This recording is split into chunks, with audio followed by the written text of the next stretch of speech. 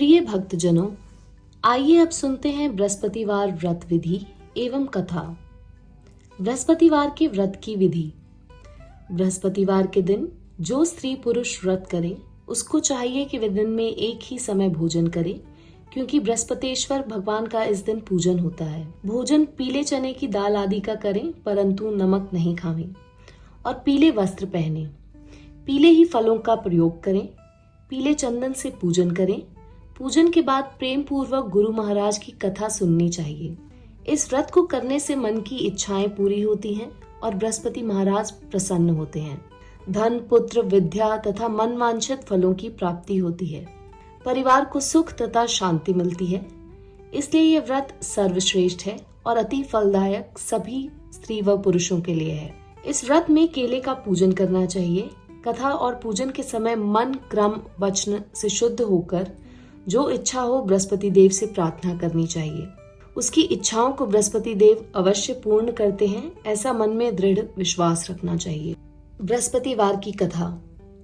एक समय की बात है कि भारतवर्ष में एक नरपति राज्य करता था। वह बड़ा ही प्रतापी और दानी था। वह नित्य प्रतिदिन मंदिर में दर्शन करने जाता था। वह ब्राह्मण और गुरु की सेवा किया करता था। उसके दरवाजे से कभी भी कोई निराश होकर नहीं लौटता तथा वह प्रत्येक गुरुवार को व्रत रखता एवं पूजन करता था। हर एक दिन गरीबों की सहायता करता था, परंतु यह सब बातें उसकी रानी को अच्छी नहीं लगती थी।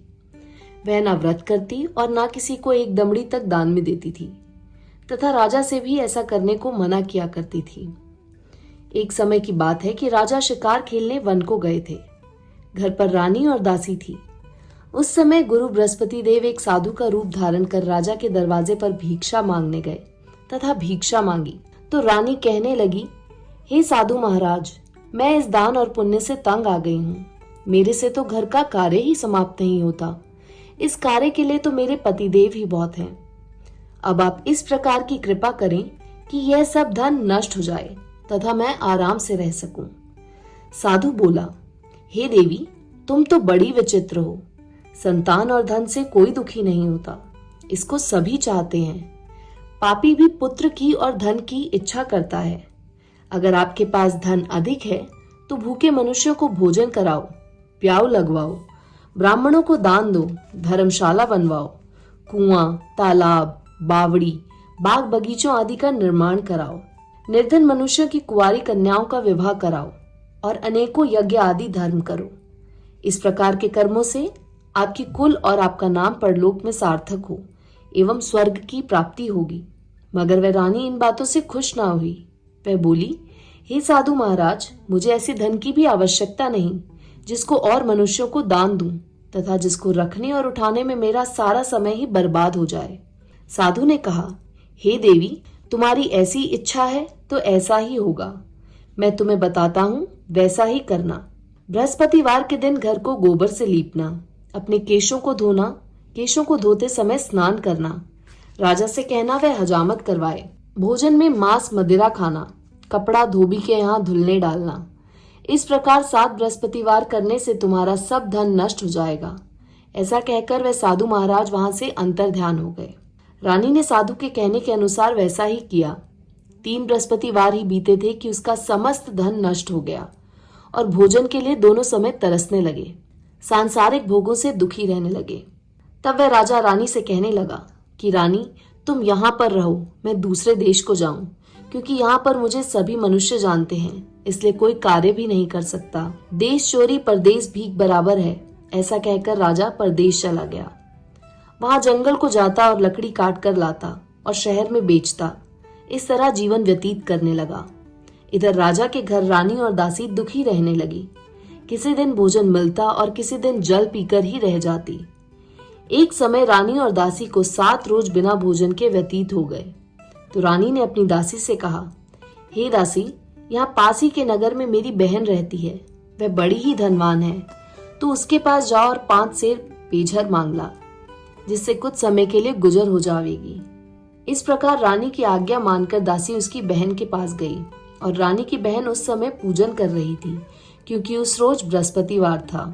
जब दासी ने रानी की बहन को देखा और उससे बोली, हे रानी, मुझे तुम्हारी बहन ने भेजा है। मेरे लिए 5 सेर बेझर दे दो। इस प्रकार दासी ने अनेक बार कहा, परंतु रानी ने कुछ उत्तर ना दिया, क्योंकि वह उस समय बृहस्पतिवार की व्रत कथा सुन रही थी। इस प्रकार जब बांदी को किसी प्रकार का उत्तर नहीं मिला तो वह बहुत दुखी हुई एवं क्रोध भी आया और लौटकर अपने गांव रानी के पास आकर बोली, हे रानी, तुम्हारी बहन तो बहुत ही बड़ी आदमिन है, वह छोटे मनुष्य से बात भी नहीं करती। इसलिए मैंने उससे कहा तो उसने कोई उत्तर नहीं दिया। मैं वापस चली आई। रानी बोली, हे दासी, इसमें उसका कोई दोष नहीं है। जब बुरे दिन आते हैं तब कोई सहारा नहीं देता।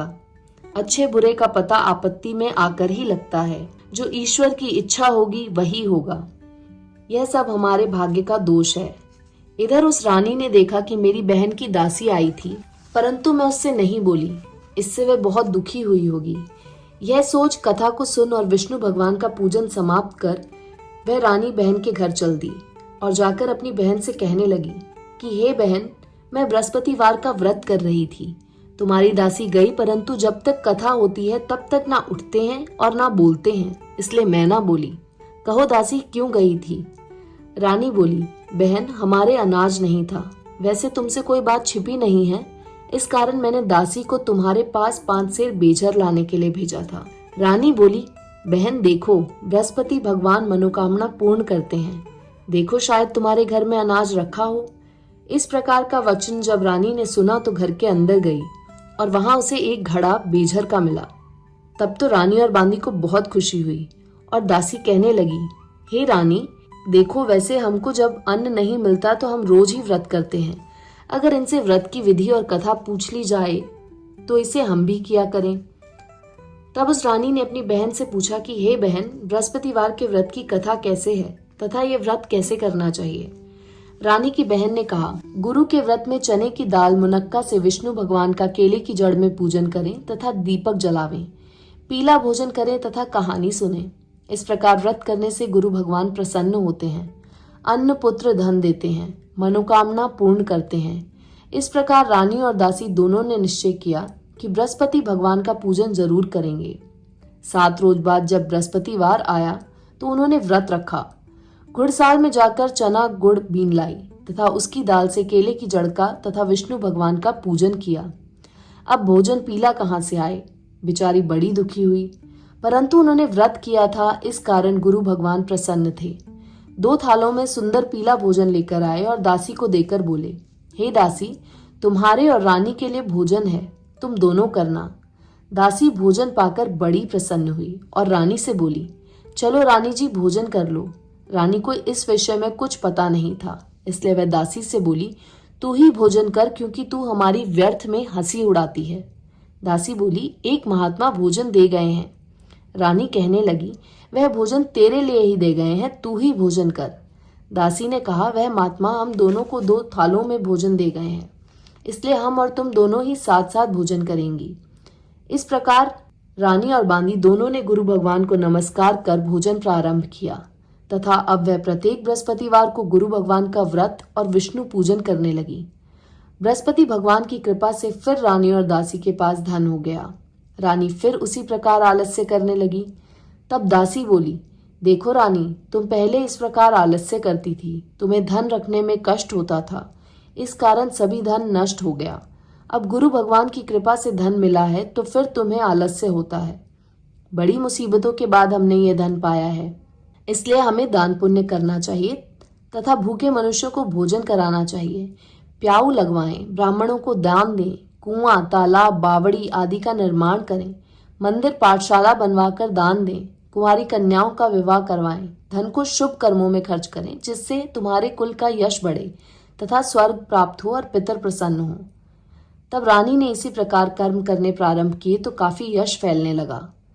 एक दिन रानी और दासी विचार करने लगी कि ना जाने राजा किस प्रकार होंगे, उनकी कोई खबर नहीं। गुरु भगवान से उन्होंने प्रार्थना की और भगवान ने रात्रि में राजा को स्वप्न में कहा, हे राजा, उठ, तेरी रानी तुझको याद करती है, अपने देश को चलो। राजा प्रातःकाल उठा और विचार करने लगा। स्त्री जाति खाने और पहनने की संगिनी होती है, पर भगवान की आज्ञा मानकर वह अपने नगर के लिए चलने को तैयार हुआ। इससे पूर्व राजा परदेश चला गया तो परदेश में दुखी रहने लगा। प्रतिदिन जंगल में से लकड़ी बीन कर लाता और उन्हें शहर में बेचकर अपने दुखी जीवन को बड़ी कठिनता से व्यतीत करता था। एक दिन राजा दुखी होकर अपनी पुरानी बातों को याद करके रोने लगा। तब उस जंगल में से बृहस्पति देव एक साधु का रूप धारण कर आ गए और राजा के पास आकर बोले, हे लक्कड़हारे, तुम इस सुनसान जंगल में किस चिंता में बैठे हो, मुझको बतलाओ। यह सुन राजा के नेत्रों में जल भर आया और साधु को वंदना कर बोला, हे प्रभु, आप सब कुछ जानने वाले हो। इतना कह साधु को अपनी संपूर्ण कहानी बतला दी।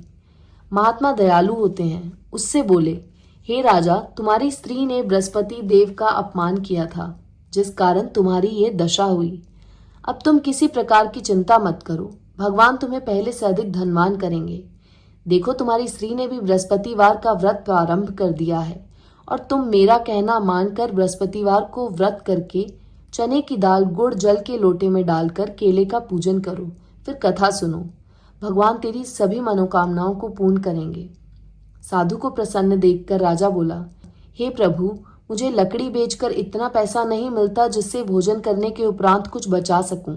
मैंने रात्रि में अपनी रानी को व्याकुल देखा है। मेरे पास कुछ भी नहीं जिससे उसकी खबर मंगा सकूं।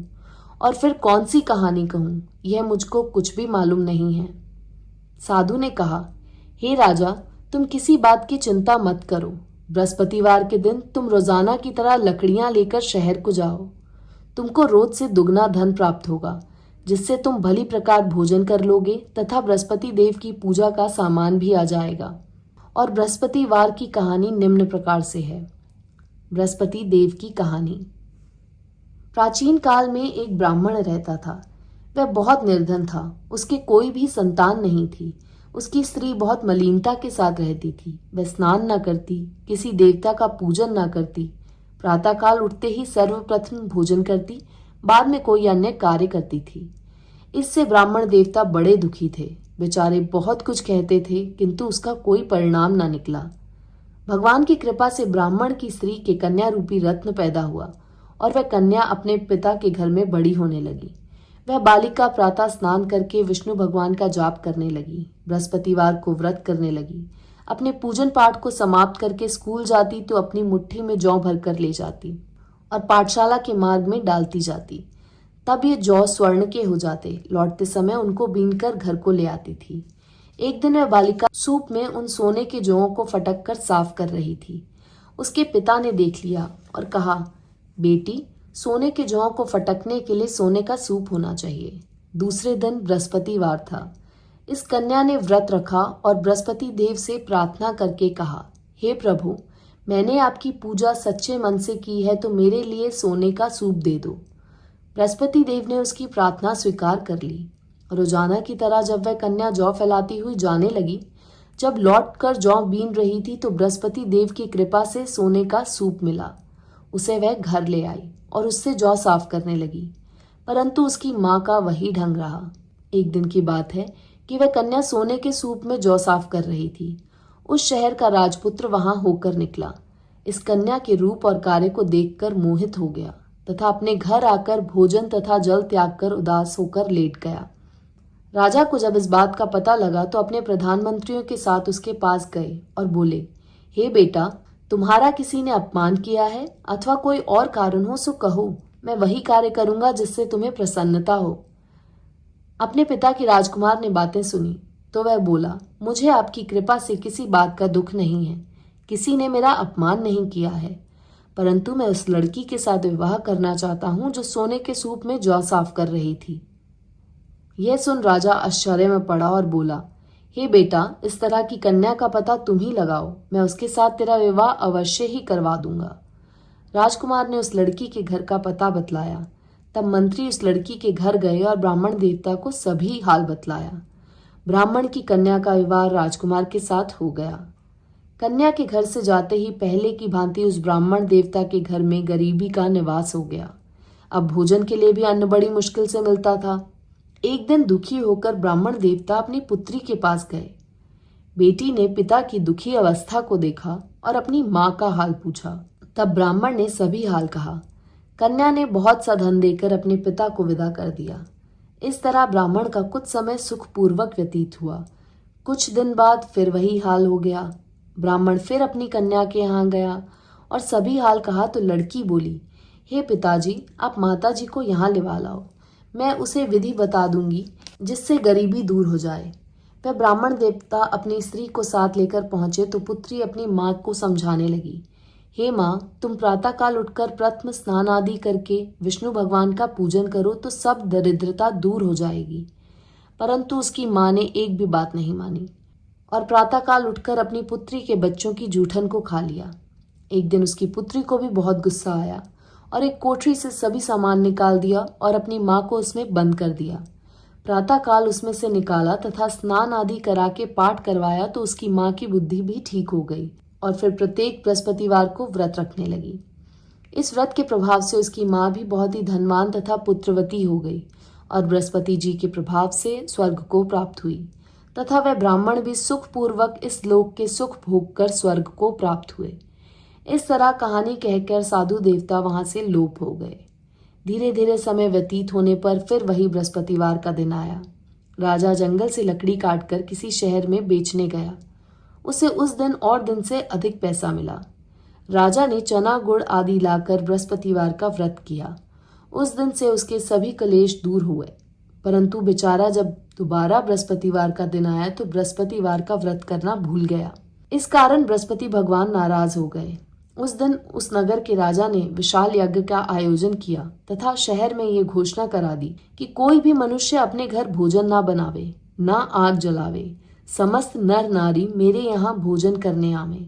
इस आज्ञा को जो ना मानेगा उसके लिए फांसी की सजा दी जाएगी। इस तरह की घोषणा संपूर्ण नगर में करवा दी गई। राजा की आज्ञा अनुसार शहर के सभी लोग भोजन करने गए, लेकिन लक्कड़हारा कुछ देर से पहुंचा, इसलिए राजा उसको अपने साथ घर लिवा ले गए और ले जाकर भोजन करा रहे थे तो रानी की दृष्टि उस खूंटी पर पड़ी जिस पर उसका हार लटका हुआ था। वह वहां पर दिखाई नहीं दिया। रानी ने निश्चय किया कि मेरा हार इस मनुष्य ने चुरा लिया है। उसी समय पुलिस को बुलवाकर उसको जेल खाने में डलवा दिया। जब राजा जेल खाने में पड़ गया और बहुत दुखी होकर विचार करने लगा कि न जाने कौन से पूर्व जन्म के कर्म से मेरे लिए दुख प्राप्त हुआ है, और उसी साधु को याद करके रोने लगा जो कि जंगल में मिला था। उसी समय तत्काल बृहस्पति देव साधु के रूप में प्रकट हो गए और उसकी दशा को देखकर कहने लगे, अरे मूर्ख, तूने बृहस्पति देव की कथा नहीं करी, इस कारण तेरे को दुख प्राप्त हुआ है। अब चिंता मत कर, बृहस्पतिवार के दिन जेल खाने के दरवाजे पर 4 पैसे पड़े मिलेंगे, उनसे तू बृहस्पति देव की पूजा करना, तेरे सभी कष्ट दूर हो जाएंगे। बृहस्पतिवार के रोज उसे 4 पैसे मिले। राजा ने कथा कही। उसी रात्रि को बृहस्पति देव ने उस नगर के राजा के स्वप्न में कहा, हे राजा, तुमने जिस आदमी को जेल खाने में बंद कर दिया है वह निर्दोष है, वह राजा है, उसे छोड़ देना। रानी का हार उसी खूंटी पर लटका हुआ है। अगर तू ऐसा नहीं करेगा तो मैं तेरे राज्य को नष्ट कर दूंगा। इस तरह के रात्रि स्वप्न को देख राजा प्रातःकाल उठा और खूंटी पर हार देखकर लक्कड़हारे को बुलाकर क्षमा मांगी तथा राजा को योग्य सुंदर वस्त्र आभूषण देकर विदा किया तथा गुरुदेव की आज्ञा अनुसार राजा अपने नगर को चल दिया। राजा जब नगर के निकट पहुंचा तो उसे बड़ा आश्चर्य हुआ। नगर में पहले से अधिक बाग, तालाब और कुएं तथा बहुत सी धर्मशाला, मंदिर आदि बन गए थे। राजा ने पूछा, ये किसका बाग और धर्मशाला है? तब नगर के सब लोग कहने लगे, यह सब रानी और बांदी के हैं। राजा को आश्चर्य हुआ और गुस्सा भी आया। जब रानी ने यह खबर सुनी कि राजा आ रहे हैं तो उसने बांदी से कहा कि हे दासी, देख राजा हमको कितनी बुरी हालत में छोड़ गए थे, वह हमारी ऐसी हालत देखकर लौट ना जाएं, इसलिए तू दरवाजे पर खड़ी हो जा। आज्ञा अनुसार दासी दरवाजे पर खड़ी हो गई और राजा आए तो उन्हें अपने साथ लिवा लाई। तब राजा ने क्रोध करके अपनी तलवार निकाली और पूछने लगे, यह बताओ कि ये धन तुम्हें कैसे प्राप्त हुआ? तब उन्होंने कहा, हमें ये सब धन बृहस्पति देव के इस व्रत के प्रभाव से प्राप्त हुआ है। राजा ने निश्चय किया कि 7 रोज बाद तो सभी बृहस्पति देव का पूजन करते हैं, परंतु मैं रोजाना दिन में 3 बारी कहानी कहा करूंगा तथा रोज व्रत किया करूंगा। अब हर समय राजा के दुपट्टे में चने की दाल बंधी रहती तथा दिन में 3 बारी कहानी कहता। एक रोज राजा ने विचार किया कि चलो अपनी बहन के यहाँ हो आवें। इस तरह निश्चय कर राजा घोड़े पर सवार हो अपनी बहन के यहाँ को चलने लगा। मार्ग में उसने देखा कि कुछ आदमी एक मुर्दे को लिए जा रहे हैं। उन्हें रोककर राजा कहने लगा, अरे भाइयों, मेरी बृहस्पतिवार की कहानी सुन लो। वह बोले, लो हमारा तो आदमी मर गया है, इसको अपनी कथा की पड़ी है। परंतु कुछ आदमी बोले, अच्छा कहो, हम तुम्हारी कथा भी सुनेंगे। राजा ने दाल निकाली और जब कथा आधी हुई कि मुर्दा हिलने लग गया, और जब कथा समाप्त हो गई तो राम राम करके वह मनुष्य खड़ा हो गया। आगे मार्ग में उसे एक किसान खेत में हल चलाता मिला। राजा ने उसे देखा और उससे बोला, अरे भैया, तुम मेरी बृहस्पतिवार की कथा सुन लो।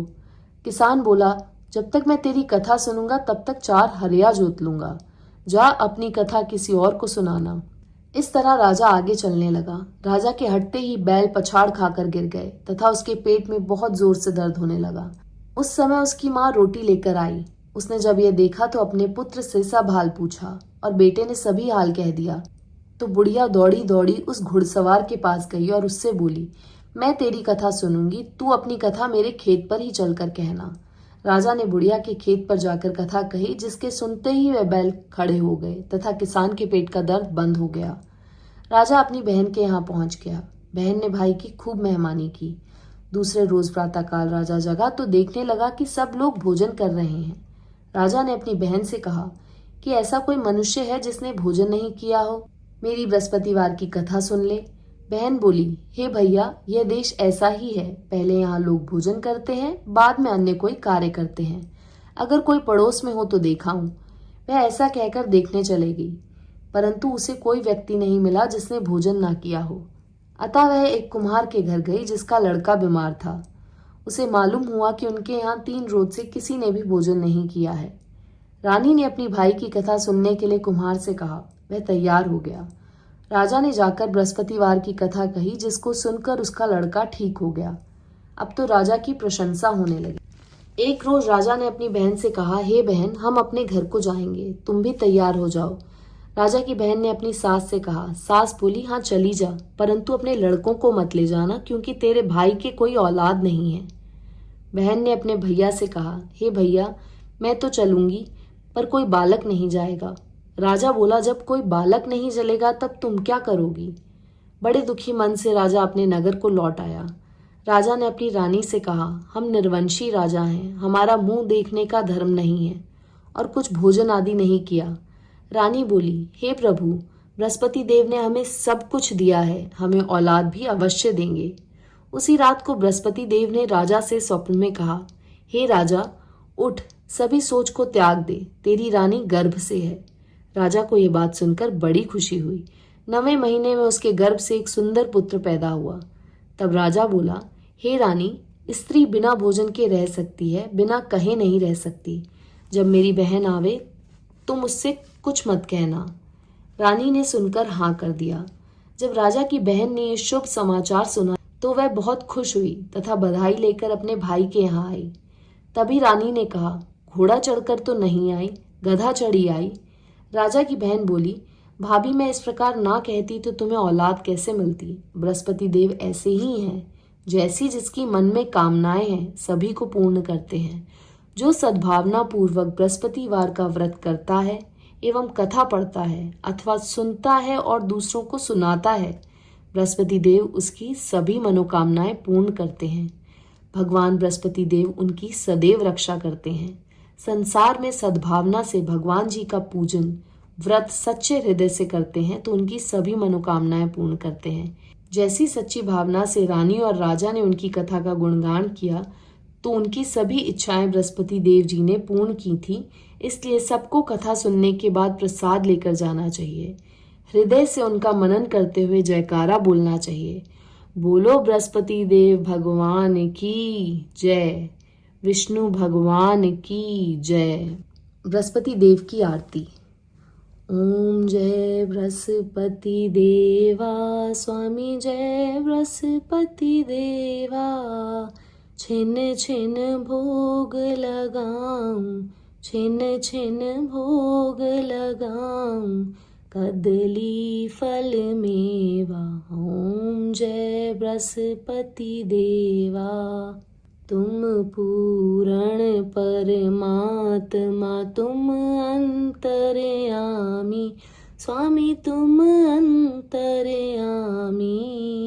जगत पिता जगदीश्वर, तुम सबके स्वामी। ओम जय बृहस्पति देवा। चरणामृत निज निर्मल सब पातक हरता। स्वामी सब पातक हरता।